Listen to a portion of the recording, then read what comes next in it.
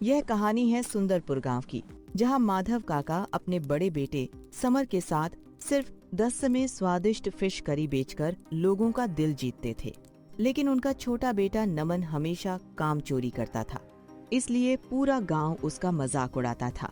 क्या नमन अपनी गलती सुधार कर खुद को साबित कर पाएगा या ईर्ष्या उसकी जिंदगी बर्बाद कर देगी?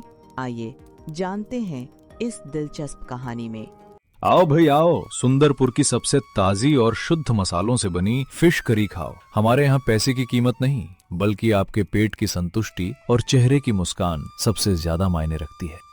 हाँ भाई साहब, आप बिल्कुल सही जगह आए हैं। ये मछली सीधे आज सुबह नदी से ताजी आई है और भैया ग्रेवी का तो कोई मुकाबला ही नहीं है। लीजिए, आराम से पेट भरकर चावल के साथ खाइए।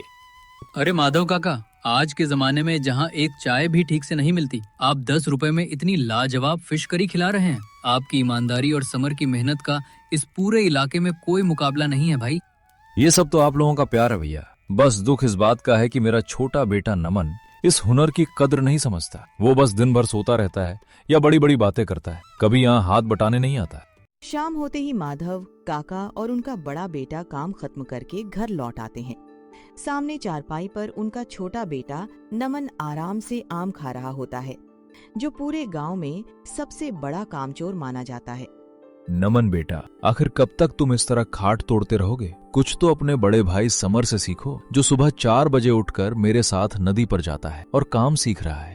अरे पिताजी, आप भी हमेशा समर भैया की तारीफ करते रहते हैं। सुबह जल्दी उठना तो मेरे बस का नहीं है, लेकिन इसका मतलब ये नहीं कि मुझे खाना बनाना नहीं आता। मैं तो उनसे भी ज्यादा स्वादिष्ट ग्रेवी बना सकता हूँ। छोटे, बात सिर्फ स्वाद की नहीं होती, बात जिम्मेदारी की होती है। पिताजी अब बूढ़े हो रहे हैं, हमें मिलकर इस दुकान को संभालना चाहिए ताकि उन्हें कुछ आराम मिल सके। चलो, तुम्हारी परीक्षा का समय आ गया है। मैं अगले कुछ दिनों के लिए शहर में तुम्हारे मामा जी के यहाँ जा रहा हूँ। अब पीछे से तुम दोनों को ये ठेला संभालना है, चाहे साथ मिलकर संभालो या अलग अलग, ये तुम्हारी मर्जी है। अगली ही सुबह माधव काका शहर के लिए निकल पड़ते हैं। कुछ ही देर बाद उनका छोटा बेटा नमन चाय की दुकान पर बैठा होता है कि तभी गांव का सबसे लालची दुकानदार हंसराज उसके पास पहुंच जाता है, ताकि उसके मन में अपने ही बड़े भाई समर के खिलाफ जहर भर सके। अरे नमन भाई, सुना है माधव काका तो शहर चले गए। अब तो पूरा बाजार समर के गुण गा रहा है। लोग कह रहे हैं कि असली हुनर तो समर के हाथों में है। नमन तो बस मुफ्त की रोटियां तोड़ता है। क्या लोग मेरे बारे में ऐसा कह रहे हैं? हंसराज भाई, मैं आपको सच बता रहा हूँ, मसालों की असली समझ मुझे है। समर भैया तो बस पिताजी के कहे अनुसार चलते हैं, अपना दिमाग कहाँ लगाते हैं। वही तो मैं कह रहा हूँ नमन, तुम अपना अलग ठेला लगाओ और समर को दिखा दो कि असली उस्ताद कौन है। जब तुम्हारा ठेला चलेगा तो सब समर को भूल जाएंगे और सिर्फ तुम्हारी तारीफ करेंगे। आपने बिल्कुल सही रास्ता दिखाया हंसराज भाई।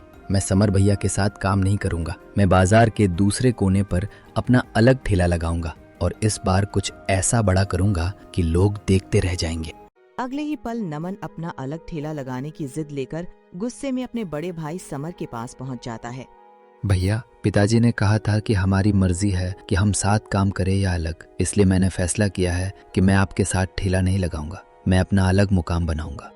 छोटे, ये तुम क्या बचपना कर रहे हो? पिताजी हमें एक साथ देखना चाहते थे। अकेले काम करना और बाजार में टिकना इतना आसान नहीं है जितना तुम सोच रहे हो। आप मुझे छोटा बच्चा समझना बंद कीजिए भैया। मैं इस बाजार का सबसे बड़ा दुकानदार बनकर दिखाऊंगा और पिताजी के आने से पहले आपसे ज्यादा पैसे कमाकर साबित कर दूंगा कि मैं ही असली रसोइया हूँ। ठीक है नमन, अगर तुम्हारी यही जिद है तो मैं तुम्हें नहीं रोकूंगा, लेकिन याद रखना, ईमानदारी से बड़ी कोई पूंजी नहीं होती। भगवान करे तुम अपने काम में सफल हो। अगली ही सुबह रोज की तरह बाजार में एक तरफ समर का ठेला लगा था, जहां गांव वालों की भीड़ 10 में ताजी फिश करी चावल का आनंद ले रही थी। वहीं दूसरी तरफ नमन का नया ठेला, जिसे उसने रंग बिरंगे गुब्बारों और हल्के फूलों से सजाया था, ग्राहकों के इंतजार में एकदम सुनसान खड़ा था। आइए भाइयों, माधव काका की परंपरा को आगे बढ़ाते हुए ताजी फिश करी तैयार है। सिर्फ 10 रुपए में खाइए और स्वाद का आनंद लीजिए। इधर आइए हुजूर, नए जमाने का नया स्वाद। समर भैया के ठेले से भी ज्यादा मसालेदार और खुशबूदार फिश करी यहाँ मिलेगी। सिर्फ 10 रुपए में प्लेट भर के ले जाइए। अरे समर बेटा, तुम्हारा छोटा भाई तो बहुत चिल्ला रहा है, लेकिन तुम्हारे हाथ के स्वाद में जो सादगी और शुद्धता है वो कहीं और कहाँ मिलेगी? हमें तो यही पसंद है। अरे यार, इतने गुब्बारे लगाए, इतनी लाइटिंग की, फिर भी सब लोग समर भैया के ठेले पर ही जा रहे हैं। मुझे कुछ ऐसा करना होगा जिससे उनके ग्राहक मेरे पास आ जाए। नमन परेशान है। तभी वहाँ गप्पू आता है, जो गांव का सबसे बड़ा भुलक्कड़ और पेटू इंसान है। वह हमेशा कुछ न कुछ खाने की ताक में रहता है। अरे नमन भाई, क्या खुशबू आ रही है तुम्हारे ठेले से? लेकिन जेब खाली है बाबा। कुछ ऐसा करो कि पेट भी भर जाए और पैसे भी ना देने पड़े। कोई काम हो तो बताओ। नप्पू भैया, तुम बिल्कुल सही वक्त पर आए हो। एक काम करो, ये एक खास चूर्ण की पुड़िया है। इसे चुपके से समर भैया की फिश करी वाली हांडी में डालाओ, ताकि लोगों को उनका खाना पचे ही नहीं और वो मेरे पास आए। अरे बस इतना सा काम? इसके बदले मुझे आज शाम को 3 प्लेट बड़ी वाली फिश करी मुफ्त में खाने को मिलनी चाहिए। बोलो मंजूर है? हाँ भाई, मंजूर है। 3 क्या, तुम 4 प्लेट खा लेना, लेकिन ध्यान रहे कोई तुम्हें देखते ना पाए। चुपके से जाना और काम तमाम करके आ जाना। उधर गप्पू चूर्ण की पुड़िया लेकर जा ही रहा था कि तभी उसकी टक्कर एक मोटे आदमी से हो गई। टक्कर के बाद वह दिशा भूल गया और गलती से वह पुड़िया नमन के ही ठेले की हांडी में मिला दी। अरे बाप रे, इस मोटे भाई ने तो मेरी दिशा ही बदल दी। हाँ, यही है वो हांडी जिसमें पुड़िया डालनी थी। चलो, काम खत्म। अब मेरी मुफ्त की फिश करी पक्की। वाह, गप्पू ने तो कमाल कर दिया। उसने समर भैया की हांडी में चूर्ण डाल दिया।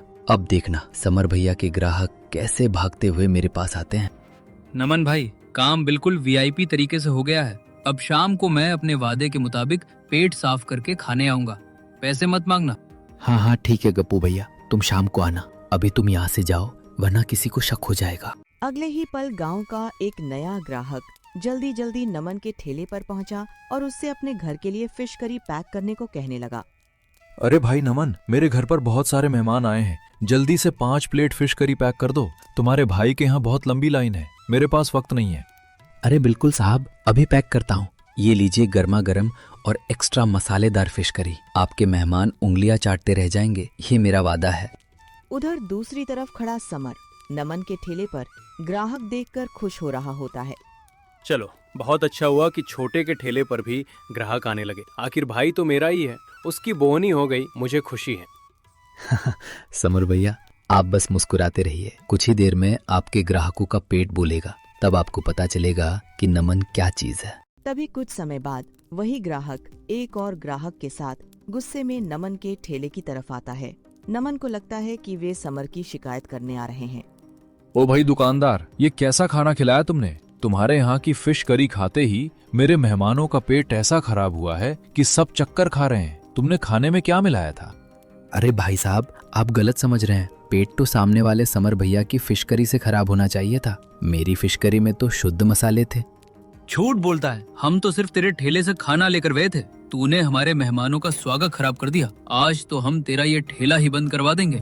तभी ये सब देखकर नमन का बड़ा भाई समर भी तुरंत वहाँ आ जाता है। भाइयों, शांत हो जाइए। मेरे भाई से जो भी गलती हुई है उसके लिए मैं हाथ जोड़कर माफी मांगता हूँ। कृपया इसे मत मारिए। जो भी नुकसान हुआ है मैं भरपाई करूंगा। अगले ही पल समर ग्राहकों से माफी मांगकर नमन को घर ले आता है। तभी माधव काका भी शहर से वापस लौट आते हैं। ये सब क्या सुन रहा हूँ मैं? मेरे जाने के बाद तुम दोनों के बीच इतना बड़ा झगड़ा हो गया? मुझे माफ कर दीजिए पिताजी, मुझसे बहुत बड़ी गलती हो गई। हंसराज हलवाई ने मुझे समर भैया से जलने के लिए भड़काया था। उसी की बातों में आकर मैंने गलत रास्ता चुन लिया। पिताजी, छोटे को अपनी गलती का एहसास हो गया है, अब इसे और मत डांटिए। बेटा याद रखना, ईर्ष्या कभी किसी का भला नहीं करती। मुझे खुशी है कि तुम्हें अपनी गलती का एहसास हो गया। भैया मुझे माफ कर दीजिए। आज के बाद मैं हमेशा आपके साथ ईमानदारी से काम करूंगा। चल छोटे, पुरानी बातें भूल जाते हैं। अब हम दोनों मिलकर फिर से पिताजी का नाम रोशन करेंगे। अगले ही पल पंचायत में हंसराज को बुलाकर उसके किए की सजा सुना दी गई।